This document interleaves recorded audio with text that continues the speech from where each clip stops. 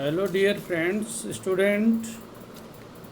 आज हम online classes के अंतर्गत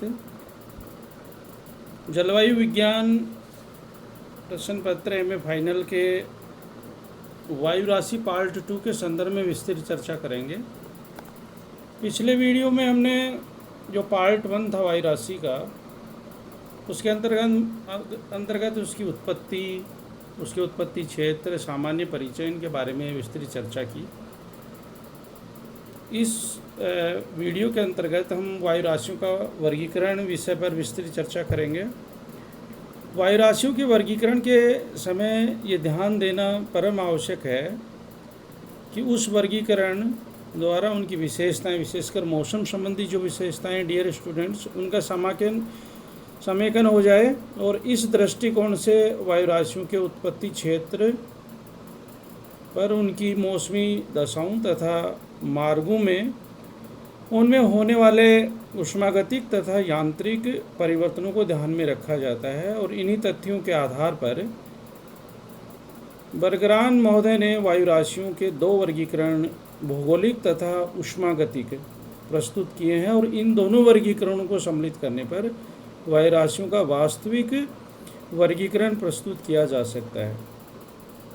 भौगोलिक वर्गीकरण के अंतर्गत इनके 2 प्रकार हैं, उष्णकटिबंधीय वायु राशियाँ और ध्रुवीय वायु राशियाँ। स्थल व जल के वितरण के आधार पर इनको पुनः 2 भागों में विभक्त किया गया है।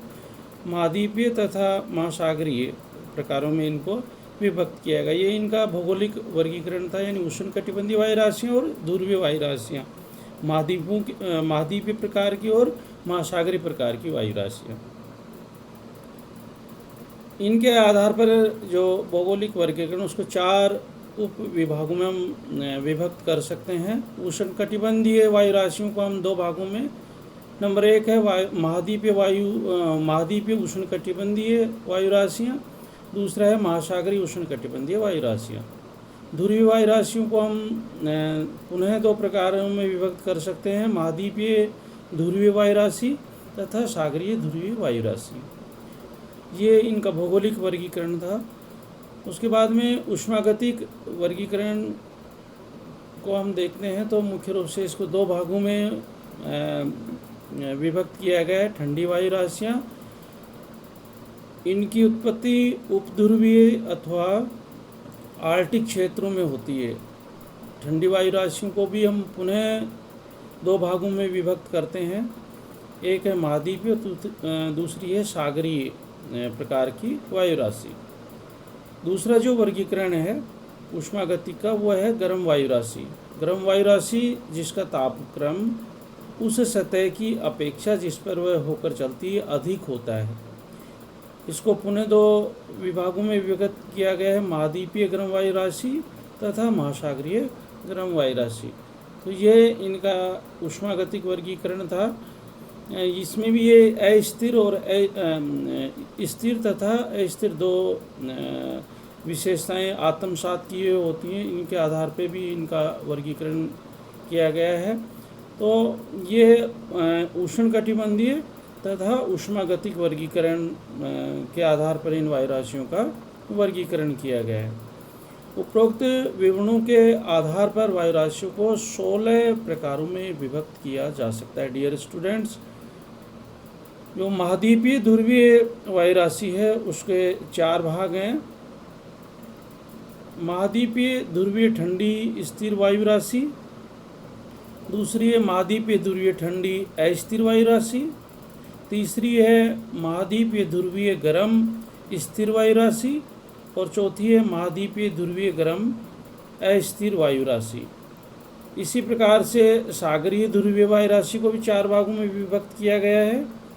सागरीय ध्रुवीय ठंडी स्थिर वायु राशि, सागरीय ध्रुवीय ठंडी अस्थिर वायु राशि, सागरीय ध्रुवीय गर्म स्थिर वायु राशि और सागरीय ध्रुवीय अस्थिर वायु राशि। तो इस प्रकार से इनको 4 भागों में सागरीय ध्रुवीय वायु राशि को विभक्त किया गया है। उसके बाद में हम इनको महाद्वीपीय उष्णकटिबंधीय वायु राशियों को की चर्चा करें तो उसके अंतर्गत महाद्वीपीय उष्णकटिबंधीय ठंडी स्थिर वायु राशि, उसके बाद में है महाद्वीपीय उष्णकटिबंधीय ठंडी अस्थिर वायु राशि, फिर है महाद्वीपीय उष्णकटिबंधीय गर्म स्थिर वायु राशि, और फिर है महाद्वीपीय उष्णकटिबंधीय अस्थिर वायु राशि। तो ये थे महाद्वीपीय उष्णकटिबंधीय वायु राशि के 4 प्रकार। उसी प्रकार से सागरीय उष्णकटिबंधीय वायु राशि को भी हम पुनः 4 भागों में विभक्त कर सकते हैं।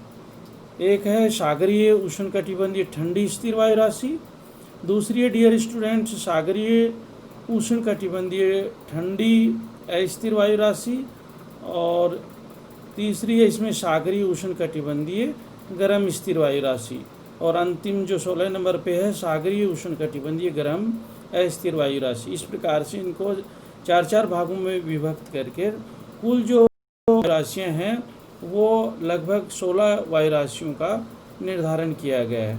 तो डियर स्टूडेंट्स, ये थी वायु राशियां जो अपनी विशेषताओं के आधार पर और अपने धरातलीय स्वभाव के आधार पर, अपने महासागरीय स्वभाव के आधार पर, ठंडे और गर्म स्वभाव के अनुसार, स्थिर और अस्थिर के अनुसार ये इनके प्रकारों को निर्धारित किया गया है, और इस प्रकार से वायु राशियाँ धरातल व महासागरीय भागों के ऊपर पाई जाती हैं। तो ये हमारा जो वीडियो था वो मुख्य रूप से वायु राशियों के वर्गीकरण के ऊपर डियर स्टूडेंट्स प्रेजेंट किया गया था। निश्चित रूप से आपको समझ में आया होगा और इसका आपको निश्चित रूप से लाभ मिलेगा इस वीडियो का।